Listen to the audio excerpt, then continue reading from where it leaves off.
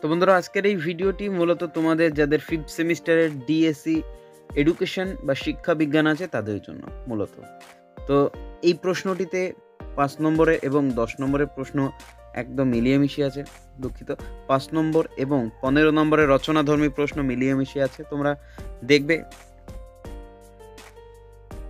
এবং প্রশ্নগুলো অবশ্যই কিন্তু খাতায় লিখে নিয়ে তারপরে পড়াশোনা শুরু করে দাও, কারণ পরীক্ষা কিন্তু তোমাদের অবশ্যই হবে।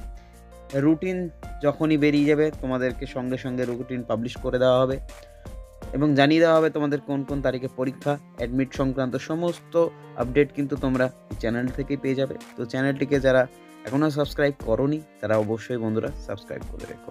আর ভিডিওটি ভালো লেগে থাকলে অবশ্যই মন থেকে ভালো লেগে থাকলে কিন্তু ভিডিওটিতে লাইক করে দিও এবং বন্ধুদেরকে কিন্তু শেয়ার করে দিও। তোমাদের যে সমস্ত হোয়াটসঅ্যাপ গ্রুপ আছে সমস্ত গ্রুপে কিন্তু এই ভিডিওটি অবশ্যই শেয়ার করে দিও। তো তোমাদের প্রথম প্রশ্নটি এখানে রেখেছি, সমাজ বিজ্ঞান কি? সমাজ বিজ্ঞান কি, অর্থাৎ এটি 15 নম্বরের প্রশ্ন। আরও আছে, এর সাথে আছে কি আছে, এর সাথে আছে শিক্ষার সঙ্গে সমাজ বিজ্ঞানের সম্পর্ক ব্যক্ত করো, শিক্ষাশ্রয়ী সমাজবিজ্ঞানের প্রকৃতি আলোচনা করো। তাহলে এটি তোমাদের প্রথম প্রশ্ন এবং এটি 15 নম্বরের প্রশ্ন।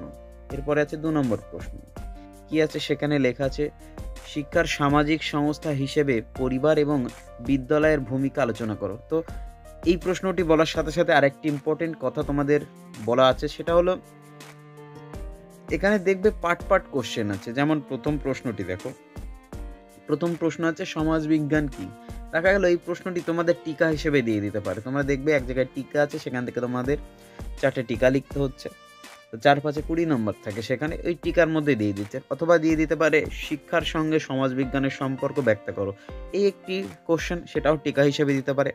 আবার এমন কিছু কিছু কোশ্চেন আছে, যেমন 3 দাগের প্রশ্নটি লেখা আছে সামাজিক পরিবর্তনের প্রকৃতি বিবৃতি করো। এই প্রশ্নটি কিন্তু আবার 15 নম্বরের সঙ্গে জুড়ে দিতে পারে। তো এগুলো খেয়াল করে দেখবে, তাহলে সবগুলোই তোমাদের কমন এসে। অনেকে এমন করে যে হুবহু কোশ্চেন কমন না এলে, দেখা গেল টিকাগুলো 15 নম্বরের কোশ্চেনে চলে গেল, তাহলে বলে তারা কমন আসেনি। তো এগুলো খেয়াল করবে। 3 নম্বর প্রশ্নটি তোমাদের আরও একবার বলে দিই, সামাজিক পরিবর্তনের প্রকৃতি বিবৃতি করো। চলে আসবো আমরা 4 নম্বর প্রশ্ন, এটিও 15 নম্বরের প্রশ্ন, সামাজিক গোষ্ঠী বলতে কি বোঝো? বিভিন্ন প্রকার সামাজিক গোষ্ঠী সম্পর্কে আলোচনা করো। 4 নম্বর প্রশ্ন চলে গেল। চলে আসবো আমরা 5 নম্বর প্রশ্ন, কি আছে সামাজিক গোষ্ঠীর প্রকৃতি সম্পর্কে আলোচনা করো। সামাজিক গোষ্ঠীর প্রকৃতি সম্পর্কে আলোচনা করো। চলে আসবো আমরা 6 নম্বর প্রশ্নে। 6 নম্বর প্রশ্নটি আছে দরিদ্র বলতে কি বোঝো? দারিদ্রতার কারণ সম্পর্কে লেখো। দরিদ্র দূরীকরণে শিক্ষার ভূমিকা আলোচনা করো বা উল্লেখ করো।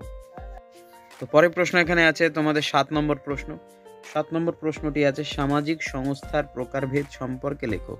এটি একটি 5 নম্বর প্রশ্ন, আবার বলে দিই, সামাজিক সংস্থার প্রকারভেদ সম্পর্কে লেখো বা আলোচনা করো। পরের প্রশ্ন 8 নম্বর প্রশ্নটি আবার 15 নম্বরে বলছে সামাজিক পরিবর্তন কি? সামাজিক পরিবর্তনের প্রকারভেদ বিবৃতি করো।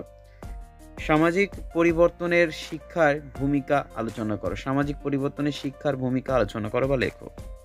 9 নম্বর প্রশ্নটিও তোমাদের টিকা 5 নম্বরের, সামাজিক পরিবর্তনের উপাদানগুলি লেখো। সামাজিক পরিবর্তনের উপাদানগুলি লেখো।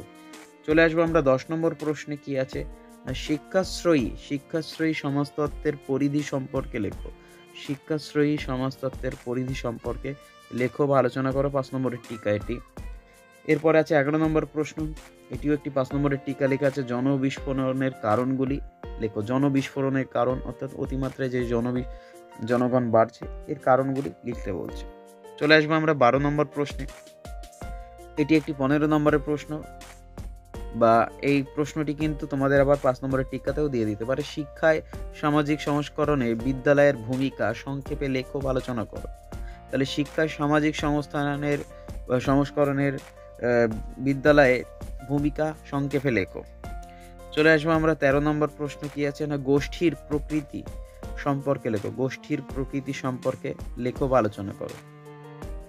পরের প্রশ্ন 14 নম্বর প্রশ্ন এবং সাজেশনের একেবারে শেষ দিকে আমরা চলে এসেছি। তো এই প্রশ্নগুলো পড়লে বা পড়ে গেলে তোমাদের যে 30 নম্বরের বড় প্রশ্ন থাকে, আশা করি সেখান থেকে তোমরা একেবারে 30-এ 30 নম্বর কমন পেয়ে যাবে।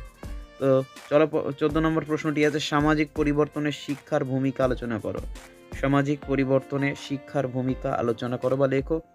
এবং শেষ প্রশ্ন আছে, মুখ্য গোষ্ঠী এবং প্রান্তিক বা গৌণ গোষ্ঠীর মধ্যে পার্থক্য নিরূপণ করো বা লেখো। তো এই 15টি প্রশ্ন পড়ে গেলে তোমাদের কিন্তু একেবারে হুবহু সাজেশনটি পেয়ে যাবে, অর্থাৎ হুবহু প্রশ্নপত্র পেয়ে যাবে।